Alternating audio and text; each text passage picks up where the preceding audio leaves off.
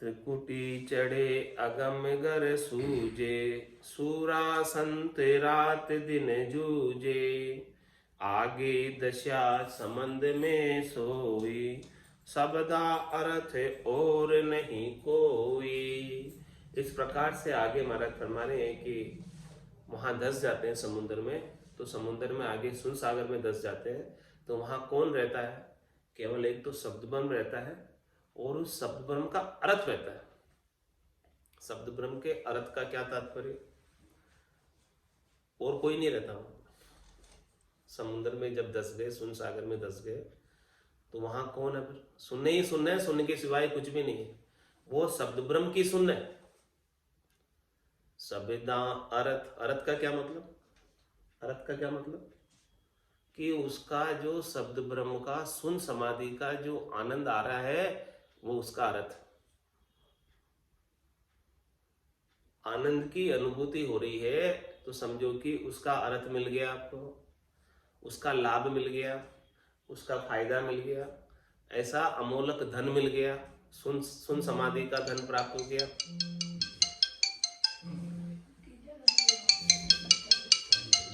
तो आगे दशा संबंध में सोई, सबदा अर्थ और नहीं कोई। वहां पर तो बस केवल शब्द ब्रह्म है और उस शब्द ब्रह्म की सुनने का आनंद है, और बाकी कुछ भी नहीं है। वहां जाने के बाद सब चैन मिट जाते हैं। निरखत निरखत गिगन को सबे चैन मिट जाए, जू नर को सुखी राम कहे, नींद गराशो आए। कुछ भी नहीं रह जाता, सब सुनने के सिवाय कुछ भी नहीं, बिल्कुल एकदम सुन्न अवस्था हो जाती है। ऐसी सुनने की अवस्था को प्राप्त कर लेते हैं। ये उसका शब्द का अर्थ है, इस शब्द का लाभ है, इस शब्द का आनंद है, सुन सागर का आनंद है, सुन समाधि का आनंद है।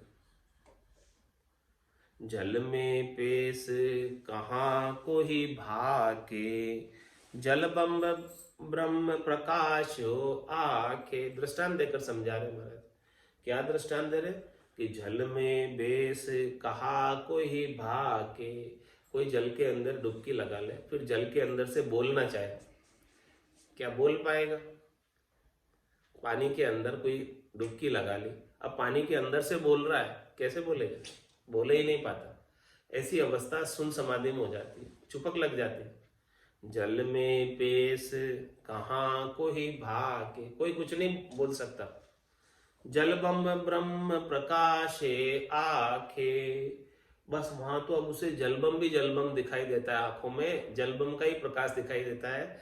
जिधर दृष्टि पसारे उधर जल ही जल है, जल के सिवाय कुछ भी नहीं है। ऐसे ही सुनने है, सुनने के सिवाय कुछ भी नहीं है। और जो सुन सागर के अंदर एक बार जिसने डुबकी लगा ली, फिर वो उस समय जब तक वो अंदर सुन सागर में रहता, सुन समाधि में रहता, तब तक कुछ भी नहीं बोल पाता, चुपक लग जाती बिल्कुल।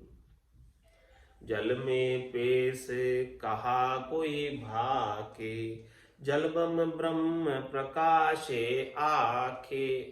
ऐसा उसे प्रकाशित होता है, ऐसा उसे अनुभव होता है। जब लग नीर तीर लगे जावे, तब लगे ठामे कहने में आवे। सुन समाधि से पहले नीर की तीर है, समुद्र की तीर है, उस तीर तक कोई पहुंचता है तो वहां तक की बात तो सब बता देते हैं कि देखो यहाँ पर ऐसा, यहाँ पर ऐसा, यहाँ ऐसा अनुभव हो रहा है। फिर डुबकी लगा दी, अब डुबकी लगाने के बाद की बात कौन बताए भाई? वो तो जिसने डुबकी लगाई है उसे ही पता है। सुख तो कछु मालूम नहीं, न जाने कैसा होए, पर बैकुंठ सुख सुख राम के दिल ही माने हुए। एक बार सुन समाधि का सुख लेके आ गए, डुबकी लगाकर आ गए सुन सागर में, फिर पूछते हैं कि भाई कैसा सुख लगा था? अरे भाई सुख तो कछु मालूम नहीं, न जाने कैसा हो, लेकिन बैकुंठ सुख सुख राम के दिल नहीं माने जो। अब हमें बैकुंठ के सुख, स्वर्ग के सुख भी उस सुन समाधि के, सुन सागर के सुख के सामने सुहाते नहीं, अच्छे नहीं लगते।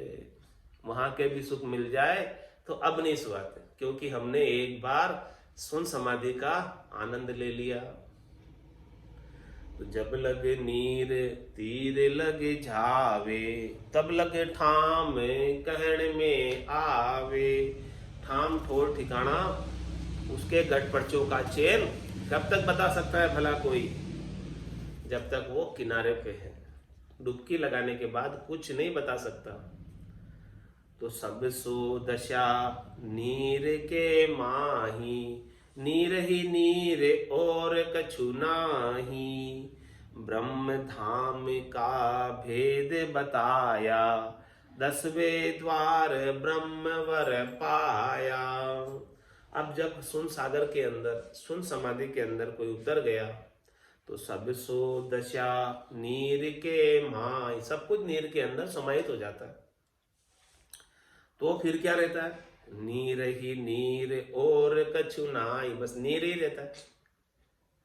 जैसे बूंद मिली सागर में, पकड़ सके क्या कोई कर में, वो बूंद भी सागर ही हो जाती है, वो आत्मा भी परमात्मा रूप ही हो जाती है। उसमें और परमात्मा में कोई अब भेद नहीं रह जाता। तो सब सो दशा नीर के माही, नीर ही नीर और कछु नाही। फिर वो आत्मा आत्मा नहीं रह जाती, वो परमात्मा ही परमात्मा है। वो बूंद बूंद नहीं रह जाती, वो सागर ही सागर हो जाती।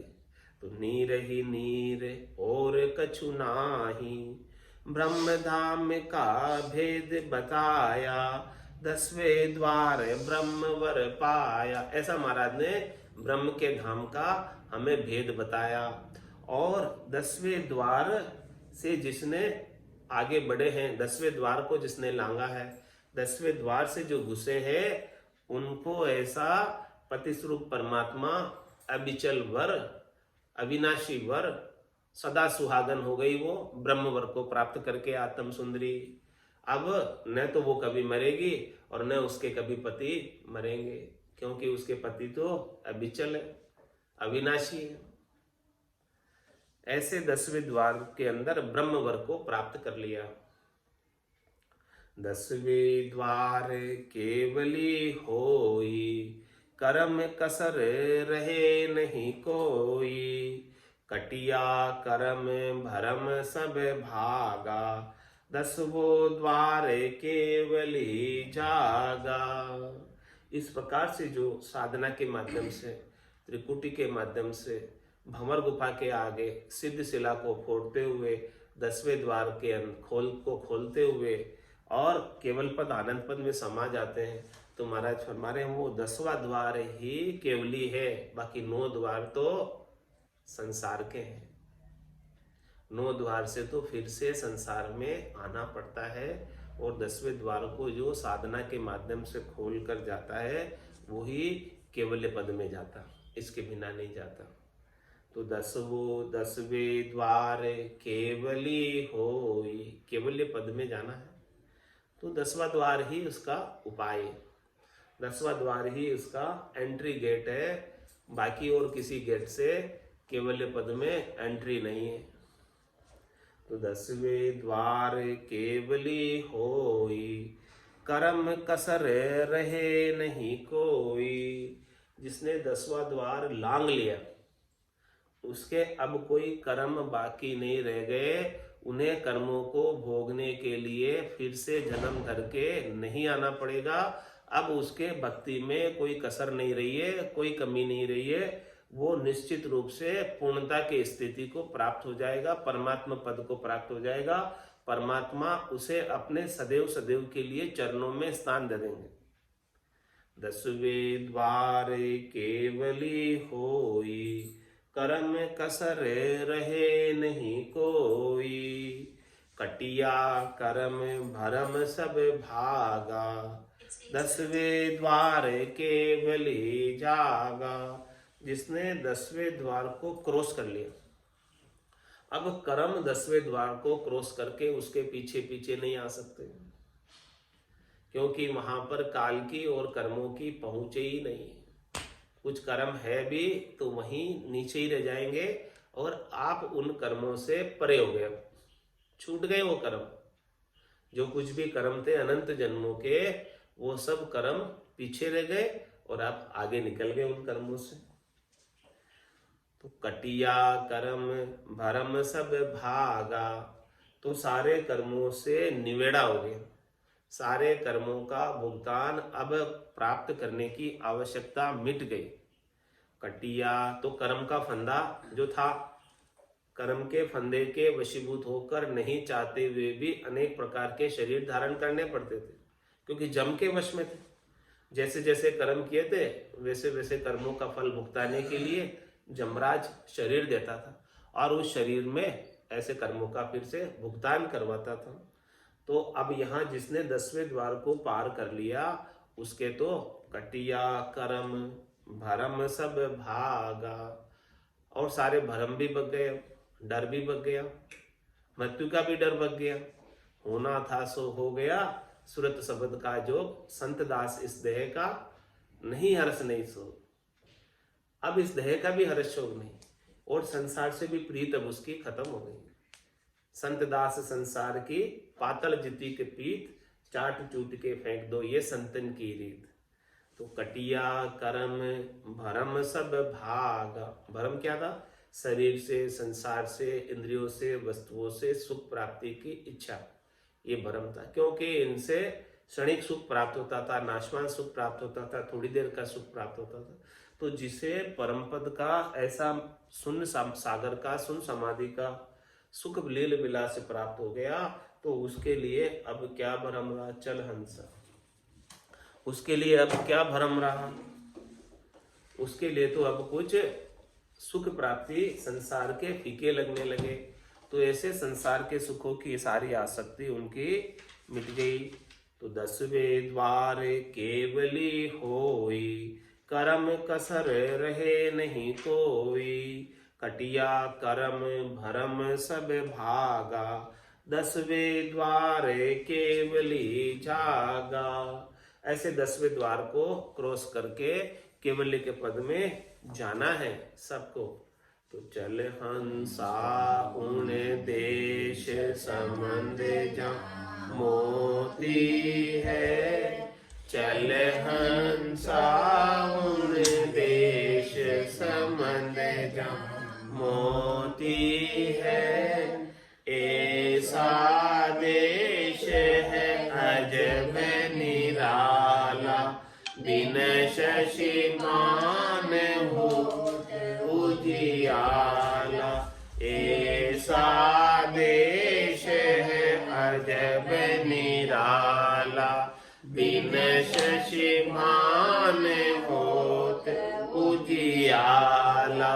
नहीं काल की चोट जिला मिल ज्योति है, नहीं काल की चोट जिला मिल ज्योति है।